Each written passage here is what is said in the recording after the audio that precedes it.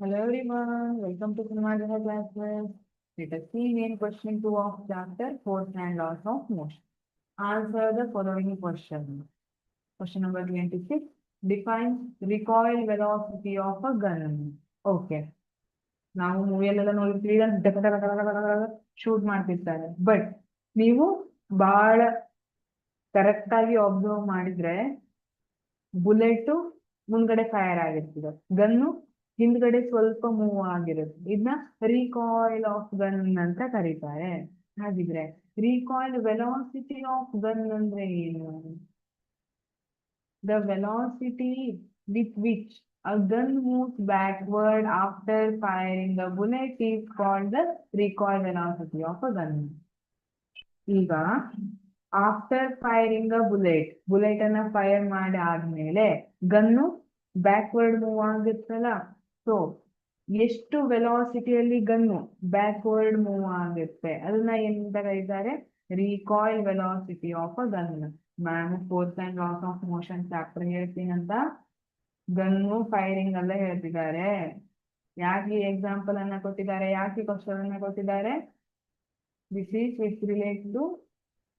is related to third law of motion. For every action there is equal and opposite reaction. ನಾನ್ ಯಾರಿಗೂ bullet ಅನ್ನ fire ಮಾಡ್ತಿದ್ದೀನಿ ಅಂದ್ರೆ ಆ gun ಏನಿದೆ ವಾಪಸ್ ರಿಕಾಯಿಲ್ ಆಗ್ತಾ ಇದೆ. ಹಾಗಿದ್ರೆ ಯಾಕೆ? ಸಿ, ಬುಲೆಟ್ ಮೇಲೆ ಫೋರ್ಸ್ ಅಪ್ಲೈ ಆಗ್ತಾ ಇದೆ, ಫಾರ್ವರ್ಡ್ ಬುಲೆಟ್ ಮೂವ್ ಆಗ್ತಾ ಇದೆ, ಬಟ್ ಗನ್ ಬ್ಯಾಕ್ವರ್ಡ್ ಮೂವ್ ಆಗ್ತಾ ಇದೆ. ಯಾಕೆಂದ್ರೆ ಆ ಬುಲೆಟ್ ಏನಿದೆ ಅದು ಗನ್ ಮೇಲೆ ಫೋರ್ಸ್ ಅನ್ನ ಅಪ್ಲೈ ಮಾಡಿದೆ. For every action there is equal and opposite reaction but they act on different bodies ಅಂತ ಹೇಳ್ತಾರೆ. ಇಲ್ಲಿ ಬುಲೆಟ್ ಮೇಲೆ ಕೂಡ ಫೋರ್ಸ್ ಅಪ್ಲೈ ಆಗ್ತಾ ಇದೆ, ಅದೇ ತರ ಬುಲೆಟ್ ಇಂದ ಗನ್ ಮೇಲೆ ಕೂಡ ಟು ಡಿಫರೆಂಟ್ ಬಾಡೀಸ್ ಮೇಲೆ ಆಕ್ಟ್ ಆಗ್ತಾ ಇದೆ. For every action there is equal and opposite reaction. Bullet ನ ಗನ್ ಮುಂದೆ ಹೋಗು ಅಂತ ಕಳ್ಸಿದೆ, ಗನ್ ಬುಲೆಟ್ ಹೋಯ್ತು ಮುಂದೆ ಹೋಗೋದಿನ್ ಮುಂಚೆ ಏನ್ ಮಾಡ್ತು, ನೀ ಹಿಂದ್ ಹೋಗು ಅಂತ ಗನ್ನ ತಳ್ಕೊಂಡು ತಾನು ಮುಂದೆ ಹೋಯ್ತು. ಸೊ ಇದು ಬುಲೆಟ್ ಅನ್ನ ಮುಂದ್ ತಳ್ಳೋಕೆ ನೋಡ್ತು, ಬುಲೆಟ್ ಗನ್ನ ಹಿಂದ್ ತಳ್ಳೋಕೆ ನೋಡ್ತು. ಇಲ್ಲಿ ಬುಲೆಟ್ ಏನಿದೆ ಗನ್ನ ಫೈರ್ ಮಾಡ್ತಿದೆ, ಸಾರಿ ಗನ್ ಏನಿದೆ ಬುಲೆಟ್ ಅನ್ನ ಫೈರ್ ಮಾಡ್ತಿದೆಯಲ್ಲ, this is action.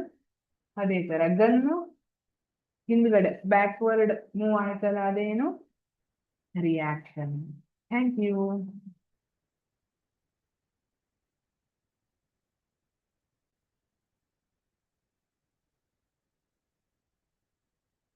Hello everyone.